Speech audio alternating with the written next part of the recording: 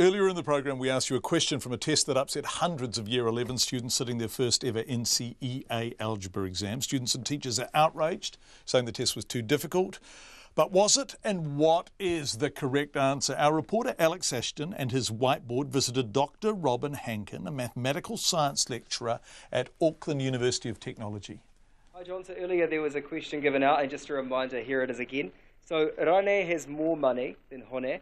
If Rane gave Hone $20, they would have the same amount. If instead Hone gave Rane $22, Rane would then have twice as much as Hone. So how much money does each person actually have? So you're going to help us find the answer. So I'll just let you... Sure, I'm happy to help here. We've got Rane and Hone. So what we're going to do is write down the amounts of money they've got as R and H. And we know from the question, it says here that Rane has got more money than Hone. So I'll just write down that it's greater than, just to remind me.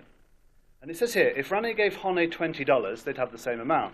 So if I give you $20, that means that I'm $20 poorer and you're $20 richer. So I need to balance those out and write it down on the board. So if Rane gave Hone $20, Rane is now $20 poorer. That's why it's minus 20. Has the same amount, which is equals Hone plus 20, because Hone has received the $20, right? So that's our equation 1 here. But of course, I can't answer the question yet, because I've got two quantities I don't know, R and H, and I've only got one equation.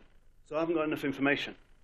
So we get the next piece of information from the question here. If instead Hone gave Rane $22, so the money's flowing the other way, then Rane would have twice as much as Hone. So let's write that down. So if Rane instead gained $22, then Rane would have twice as much, which is why I'm writing 2, times Hone minus 22, because Rane has gained $22 and Hone has lost $22. So I'll just mess around with that algebraically. These are all the kind of skills which they should be learning. What's challenging is bringing them all together and making them all work and translating from these words into these symbols here. That's the hard thing. So let's just bring that over there, and I can say R equals 2H minus 66, because I'm taking that $22 across to the other side. So now I've got an equation for R here, and I've got an equation for R here. So I can say that R equals H plus 40. So these two expressions are the same thing. So I can say that 2H minus 66 equals H plus 40, or H equals 106. By taking that H across to this side here, and that minus $66 over here. So if H equals 106, I know that R equals 146. And there's your answer. Quite challenging, quite a lot of steps, and you've got to get them all right to get an answer out at the end, which is correct.